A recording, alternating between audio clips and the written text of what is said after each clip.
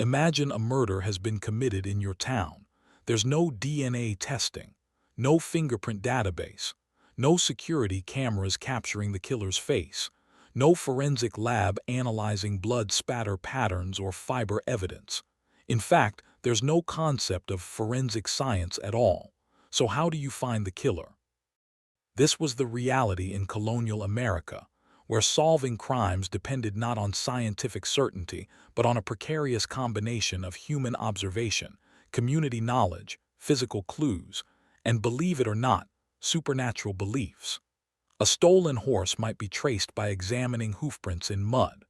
A murderer could be identified because a neighbor claimed to hear suspicious sounds through thin cabin walls. And in some cases, authorities actually believed that a corpse would bleed in the presence of its murderer, a test that could send an innocent person to the gallows.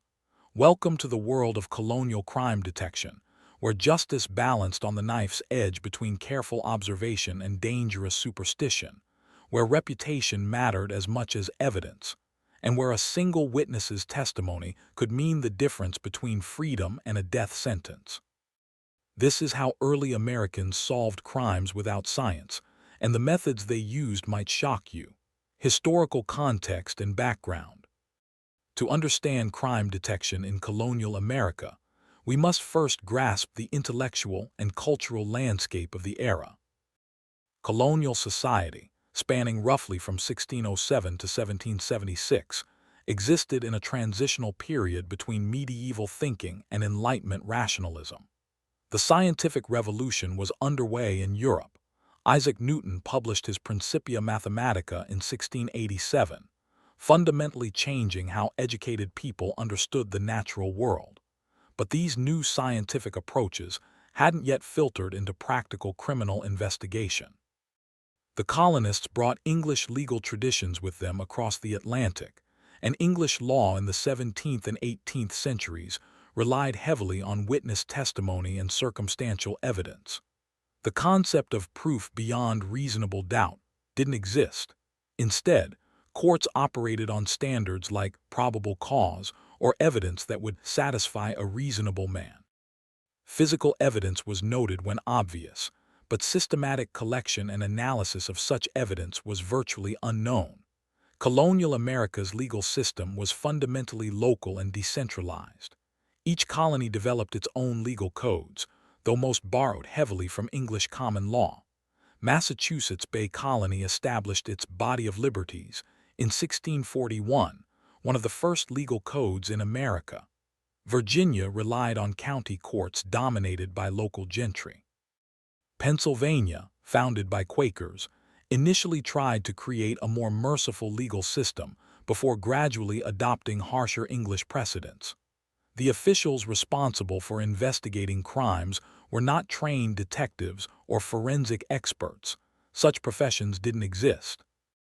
Local magistrates, justices of the peace, sheriffs, and constables handled criminal investigations as one of many civic duties. These were generally ordinary citizens elected or appointed to office, often serving part-time while maintaining farms or businesses.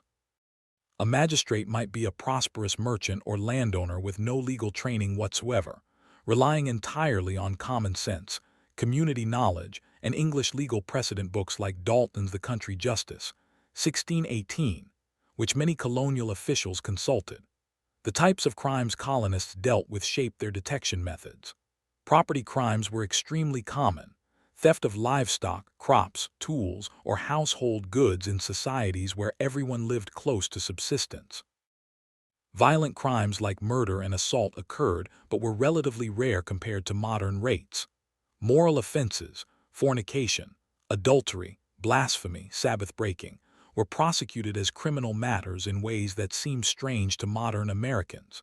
Each type of crime required different detection approaches. The small, tight-knit nature of colonial communities profoundly affected crime detection. Most colonists lived in small towns or on scattered farms where everyone knew everyone else's business. Boston, the largest colonial city, had only about 16,000 residents by 1750. In such communities, strangers stood out immediately, making it difficult for unknown criminals to operate unnoticed. Conversely, this intimacy meant crimes within families or between neighbors were often known to the community long before any official investigation occurred. Religion permeated colonial life and profoundly influenced approaches to crime and detection. Puritans in New England believed that God actively intervened in human affairs, including revealing hidden crimes. The concept of providential detection, that God would ensure guilty parties were exposed, wasn't just pious hope. It was genuine expectation that influenced how investigations proceeded.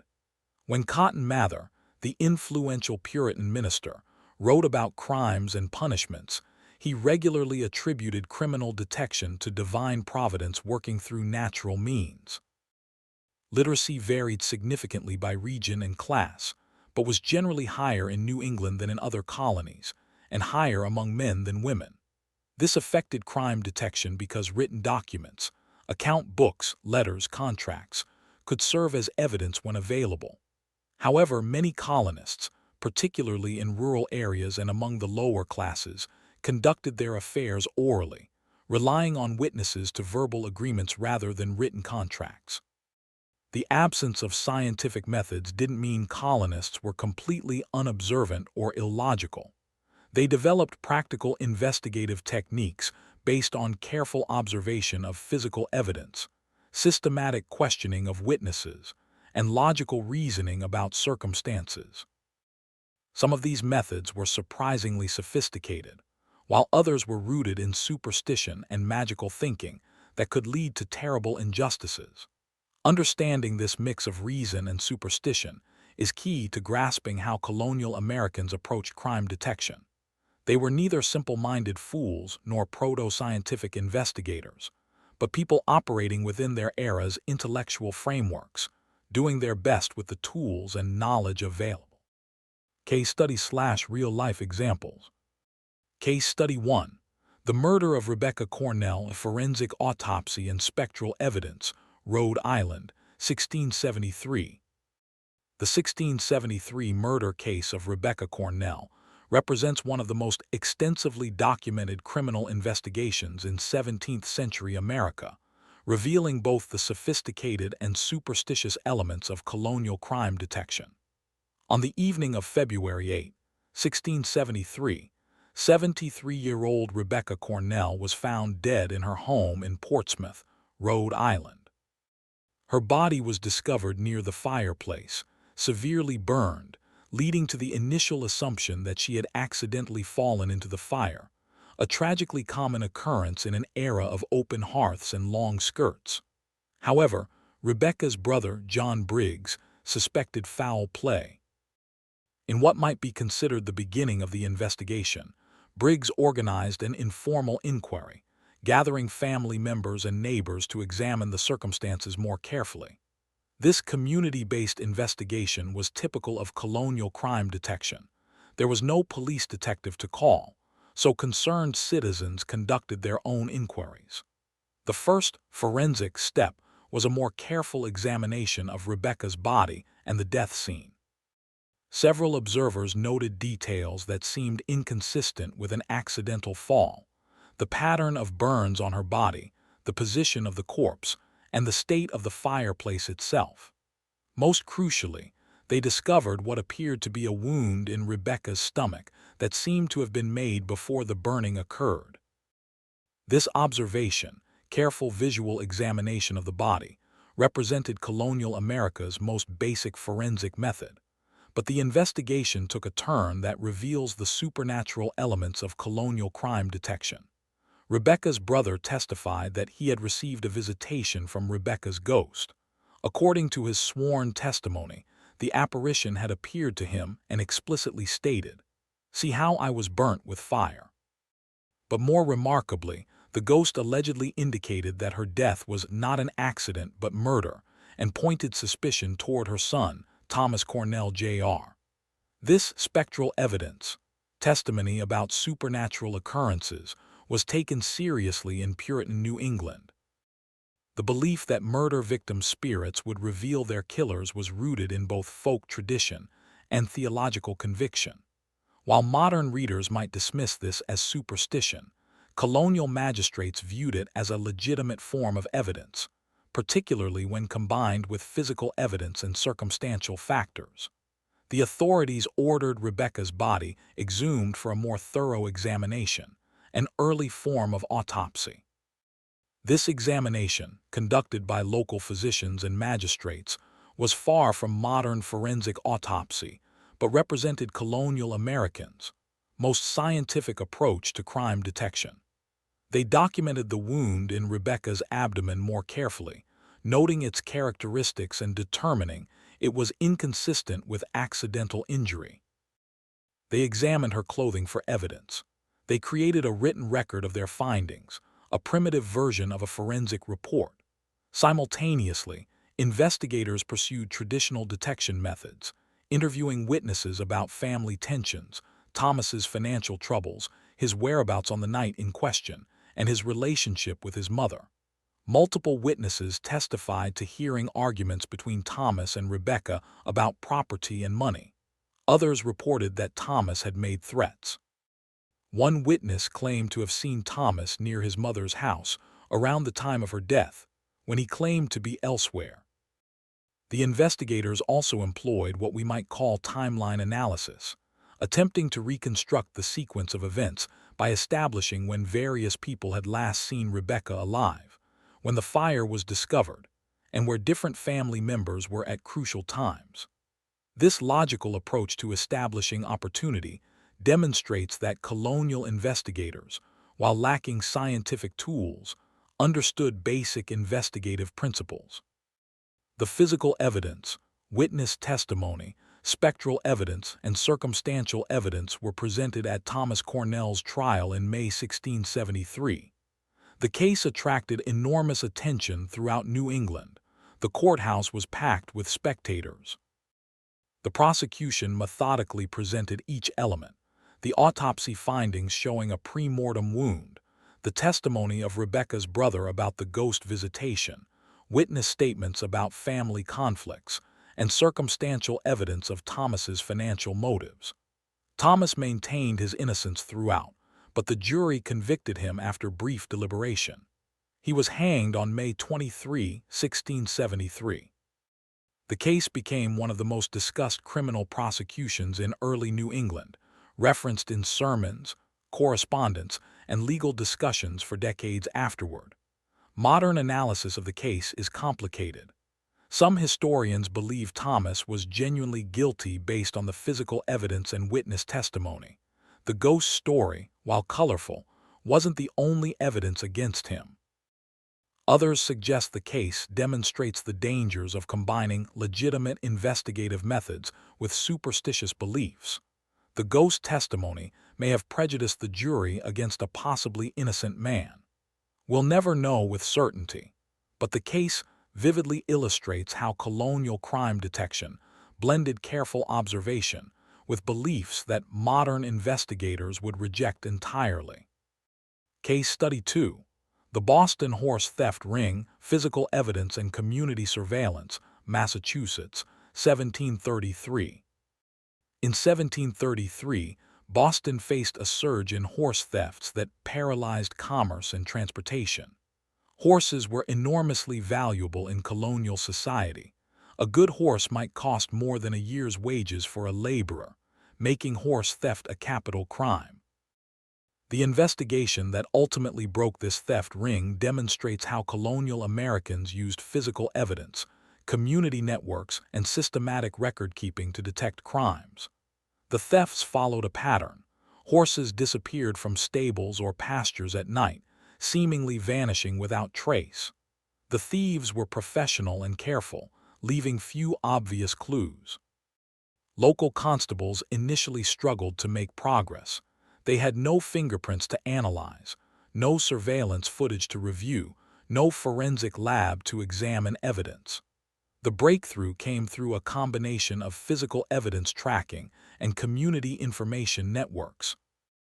One victim, a merchant named Samuel Sewell, not the famous judge but a namesake, noticed something crucial: peculiar horseshoe marks near where his horse had been stolen. Colonial Americans were expert trackers by necessity.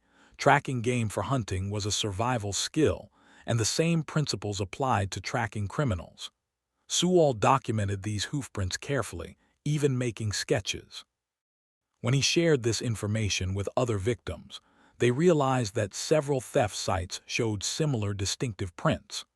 This was rudimentary forensic comparison, matching physical evidence from multiple crime scenes to establish a pattern suggesting a single perpetrator or group. Colonial magistrates then employed another effective detection method: systematic information gathering through community networks. They sent notices to neighboring towns describing the stolen horses in detail: color, markings, size, distinctive features, and asking anyone who saw suspicious horses to report immediately. These notices were posted at taverns, churches, and public buildings, and were read aloud at town meetings. This community-wide surveillance network functioned somewhat like modern be-on-the-lookout alerts. The system worked. A tavern keeper in a small town west of Boston reported that several men had stopped at his establishment with horses that matched some of the descriptions.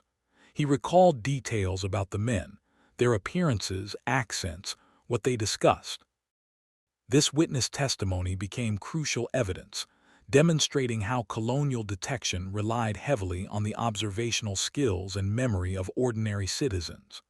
Constables tracked the suspects to Providence, Rhode Island, where local authorities were alerted. The suspects were observed and followed, basic surveillance work that didn't require any technology beyond patience and horsemanship. When authorities had gathered enough evidence of the horses, identities, and the suspects' activities, they made arrests. The physical evidence was then systematically examined and compared. Each stolen horse was identified by its owner based on distinctive markings, brands if any, and physical characteristics. Colonial Americans were expert at identifying individual horses. In a society where your horse was as recognizable as your car today, owners could identify unique features invisible to casual observers. Several horses still bore the distinctive shoes that had left the telltale tracks at the theft sites, directly linking them to the crimes. The suspects were interrogated, a process that in colonial times often involved considerable pressure and sometimes coercion, though Massachusetts Bay had laws against torture by the late 17th century. Under questioning, one suspect turned informant, providing detailed testimony about the theft ring's operations in exchange for leniency. This technique, offering deals to lower-level criminals to catch ringleaders, was well established in English law and carried over to the colonies. The trial in 1734 was a showcase for how multiple types of evidence could be combined: physical evidence, the horseshoe tracks and branded animals; witness testimony, the tavern keeper and other observers; documentary evidence, the notices and reports created during the investigation; and confession, the informant's testimony. 3 men were convicted. 2 were hanged as the primary thieves, while the informant received a lesser sentence. This case demonstrates that colonial Americans, while lacking scientific forensics, weren't helpless in detecting crime. They used systematic observation, documentation, pattern recognition, community information networks, and logical reasoning, the fundamental building blocks of criminal investigation that remain relevant even in our high-tech age. Case Study 3. The Salem Counterfeiting Case, Document Analysis and Expert Testimony, Massachusetts, 1740s. In the 1740s, Massachusetts faced a serious counterfeiting problem. Counterfeit bills threatened to undermine the colonial economy and public confidence in paper currency. The investigation that ultimately caught the counterfeiters reveals how colonial Americans used early forms of document examination and expert testimony. Paper money was relatively new in the colonies. Massachusetts had issued the first government paper currency in North America in 1690. By the 1740s, several colonies used paper money, but security features were primitive compared to modern currency. Counterfeiting was a significant problem, and like many property crimes was punishable by death. The detection of counterfeit bills began with the careful observation of merchants and clerks who handled money daily. They noticed that certain bills felt different. The paper texture wasn't quite right. The printing seemed slightly off. The signatures appeared irregular. This expertise through experience is similar to how modern forensic document examiners work, though colonial Americans lacked microscopes or chemical tests. When suspicious bills were reported, magistrates organized what we might call the first expert examination. They gathered known genuine bills and suspected counterfeits, then systematically compared them. They examined the paper quality, noting that counterfeits used different material. They studied the printing details under the best available magnification, simple reading glasses or basic magnifying lenses that had been available since the late 1600s. They compared handwritten signatures on genuine bills with those on suspected fakes. This analysis revealed several tells. The counterfeit paper was slightly thicker and had a different texture. The printing quality was inferior, with some letters slightly misshapen. And most tellingly, the handwritten signatures, while superficially similar to genuine examples, showed subtle differences in letter formation and pen pressure that suggested forgery. The investigation then shifted to traditional detective work, tracing where the counterfeit bills had appeared. Merchants were questioned about who had passed the bills. A pattern emerged. The counterfeits seemed to cluster in certain areas and appeared after visits by particular individuals. This pattern analysis, combined with surveillance of suspects and informant testimony, led investigators to a printer in Providence who had the skills and equipment to produce the counterfeits.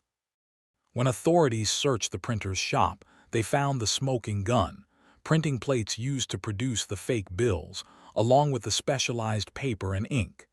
This physical evidence was conclusive. The printer was arrested, tried, and convicted. Part of his sentence involved standing in the pillory with his ears nailed to the board, a punishment designed to permanently mark and humiliate criminals. This case shows that when crimes involved specialized knowledge, in this case, printing and papermaking, colonial authorities sought out experts who understood these crafts. They could perform comparative analysis that, while not scientific in our sense, was systematic and logical. The investigation combined expert document examination, pattern analysis, traditional surveillance, and the examination of physical evidence from the crime scene, the printer's shop. These remain core investigative techniques today. Case Study 4. The Trial by Touch, the Murder of Thomas Chadwick, Maryland, 1681. Perhaps no case better illustrates the superstitious element of colonial crime detection than the 1681 murder of Thomas Chadwick in Maryland, where authorities used the medieval practice of trial by touch, or beer right, to identify the killer. Thomas Chadwick was found dead near his farm, apparently beaten to death. The investigation had few physical clues. The murder occurred outdoors in an area with no clear tracks or signs of struggle. There were no witnesses willing to come forward initially. The community suspected several individuals who had quarreled with Chadwick, but there was no clear evidence pointing to any one person. Facing an unsolved murder that threatened to divide the community, the magistrate ordered a trial by touch, an ancient practice based on the belief that a murder victim's corpse would bleed or show other signs when touched by the murderer. This belief, called cruntation, had deep roots in European folklore and was still occasionally practiced in 17th-century England and America, despite growing skepticism among educated elites. The procedure was conducted with considerable ceremony. Chadwick's body was placed on a board in public view. All suspects were ordered to approach the corpse one by one and place their hands upon it, while the magistrate and assembled community watched carefully for any sign of bleeding or bodily change. This sounds absurd to modern sensibilities, but in an era when many people believed in divine providence revealing hidden guilt, it was seen as a legitimate investigative technique. According to the court records, when one suspect, a neighbor named John Simmons who had disputed with Chadwick over land boundaries, touched the corpse, witnesses testified that they saw fresh blood appear at the wounds. Simmons himself reportedly appeared distressed and agitated during the procedure, which was taken as further evidence of guilt. Crucially, the trial by touch was not the only evidence.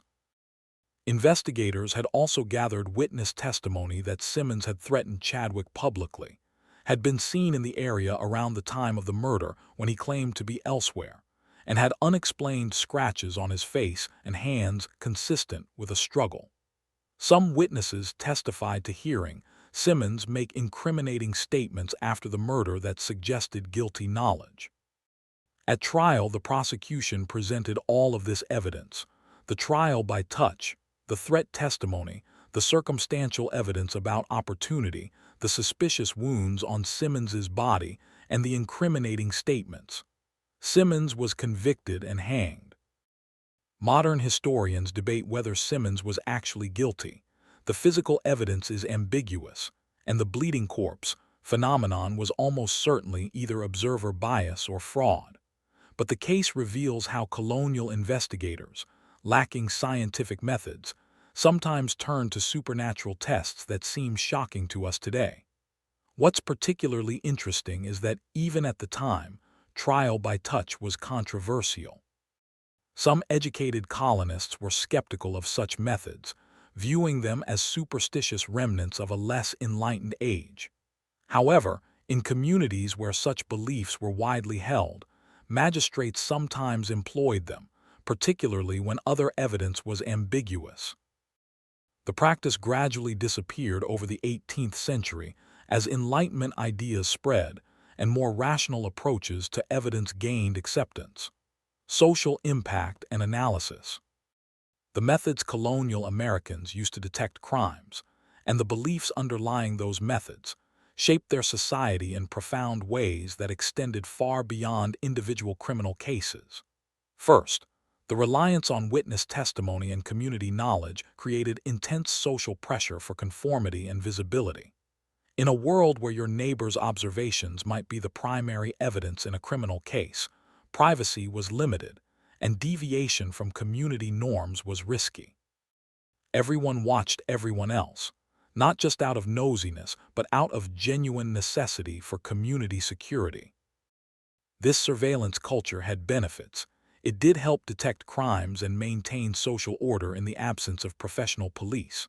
But it also created oppressive conformity, particularly around moral and religious standards. A woman seen talking privately with a man not her husband, a person who missed church services, someone whose behavior seemed odd, all might find themselves subjects of gossip that could quickly transform into formal accusations if any crime occurred nearby. Second, the mix of rational observation and supernatural belief created a justice system that was simultaneously grounded in evidence and vulnerable to dangerous delusions. The Salem witch trials of 1692, occurring in the same intellectual environment as the Rebecca Cornell case, represent the most extreme example of this danger. When authorities accepted spectral evidence, testimony that the accused person's spirit had appeared and caused harm, they opened the door to convictions based on accusations that were literally impossible to disprove. 20 people were executed and many more imprisoned, based partly on evidence standards that mixed legitimate witness testimony with claims about supernatural events. The intellectual framework that allowed magistrates to accept ghost testimony in a murder case also enabled the witch trial hysteria. Third, the emphasis on physical observation and practical tracking skills created a population that was generally more observant and attuned to physical details than modern Americans.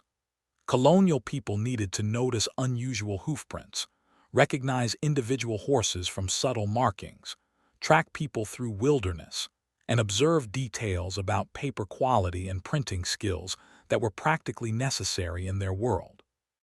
This observational expertise meant that crimes leaving physical traces were often detectable even without scientific analysis. However, crimes that required scientific understanding to detect, like certain types of poisoning, were extremely difficult to prove. Fourth, the local, community-based nature of crime detection meant justice varied enormously based on social status and community standing. A well-respected member of the community accused of a crime benefited from neighbors who were reluctant to testify against them and magistrates who might give them the benefit of the doubt.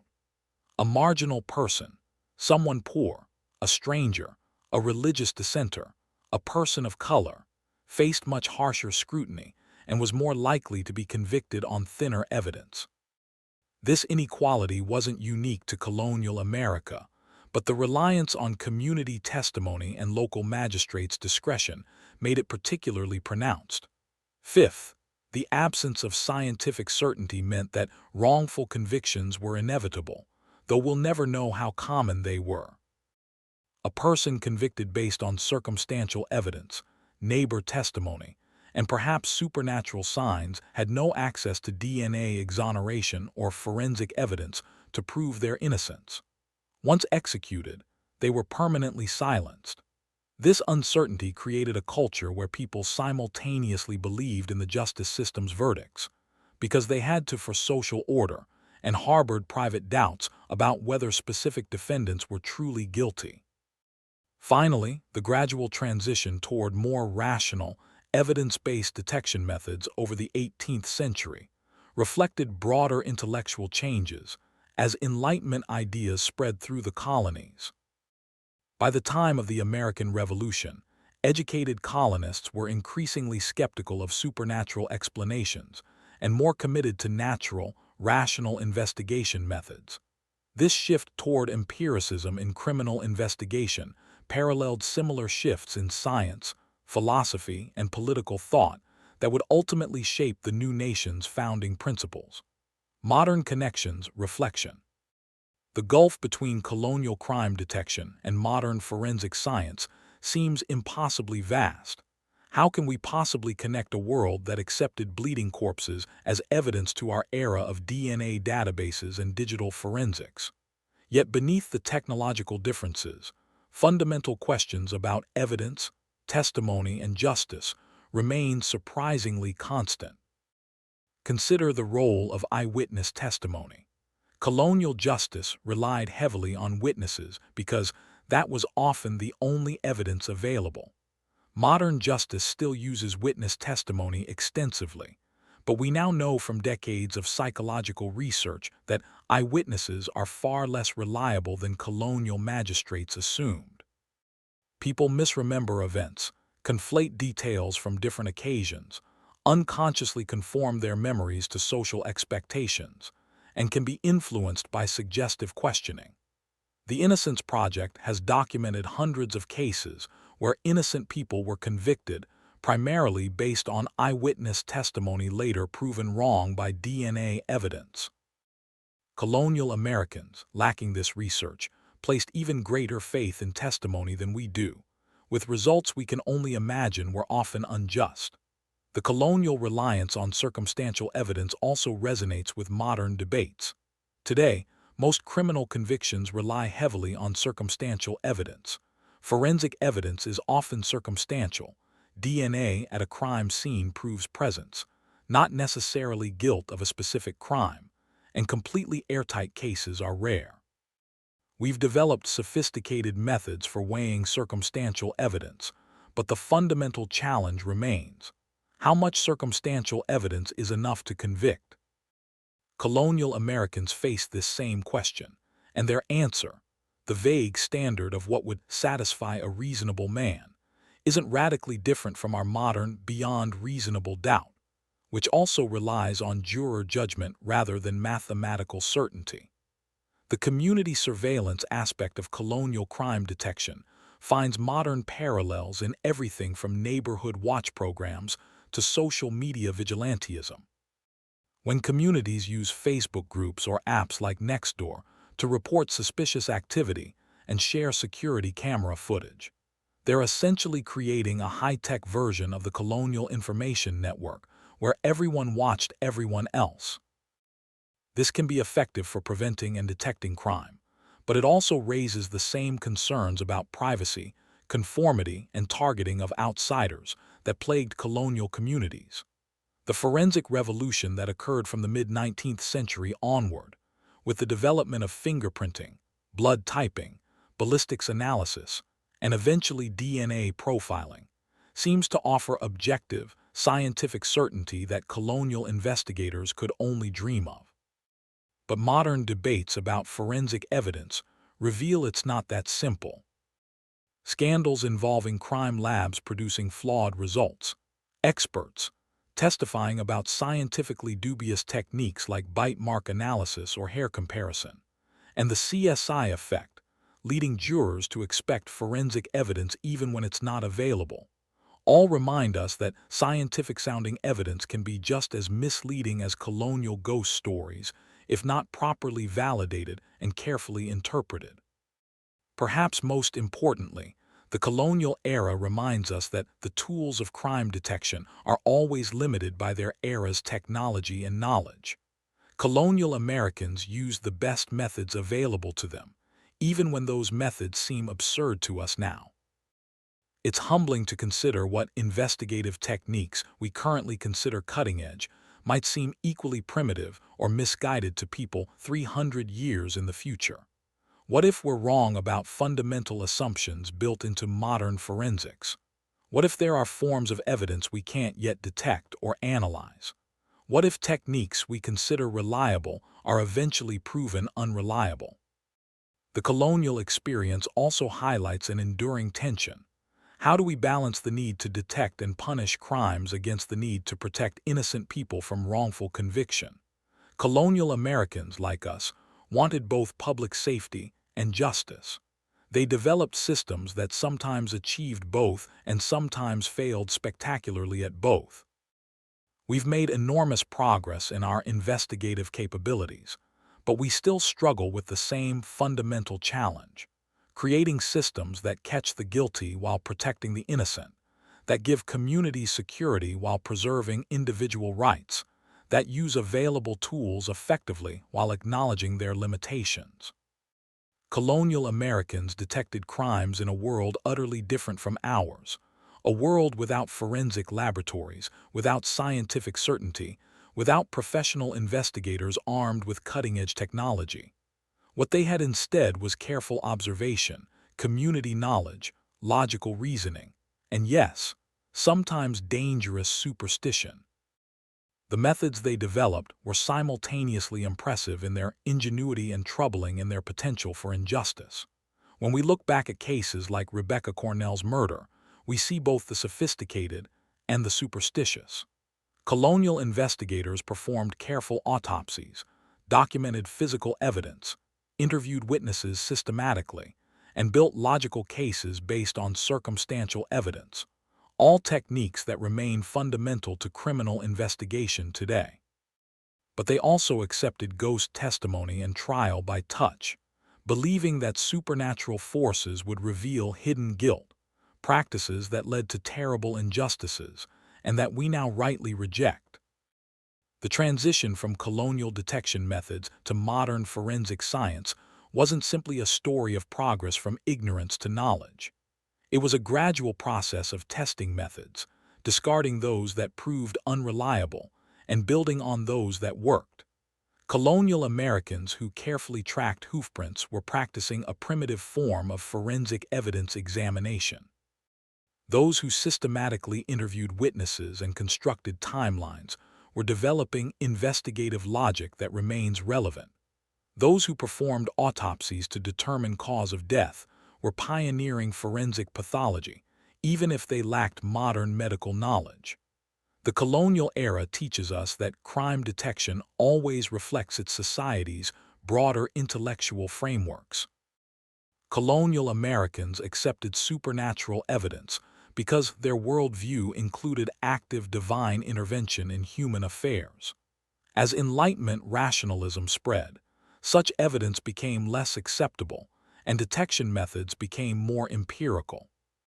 Our own era's faith in scientific forensics reflects our society's broader trust in technology and science, a trust that is generally well-founded but that we should hold with some humility, remembering that what seems like certainty today might prove to be far less certain tomorrow.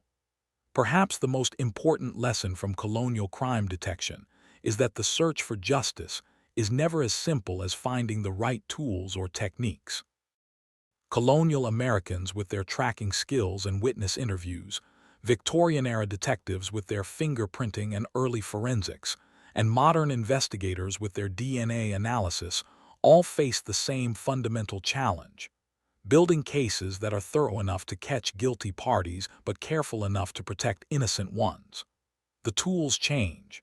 The challenge endures. What do you think about colonial crime detection methods? Are there aspects of their community-based approach that we've lost and might benefit from recovering? Or do their failures, particularly the acceptance of supernatural evidence, demonstrate why professional, scientific investigation is essential? How certain should we be about modern forensic methods, given that colonists were equally certain about techniques we now reject? Share your thoughts in the comments below. If you found this deep dive into colonial justice fascinating, subscribe to our channel for more explorations of America's history, the strange, the surprising, and the stories that shaped our nation. Hit that notification bell so you don't miss our next historical investigation. And if you enjoyed this video, please like and share it with anyone interested in history, criminal justice, or the fascinating ways people solved problems before modern technology. Thanks for watching, and remember, understanding how our ancestors thought helps us think more clearly about our own assumptions and methods.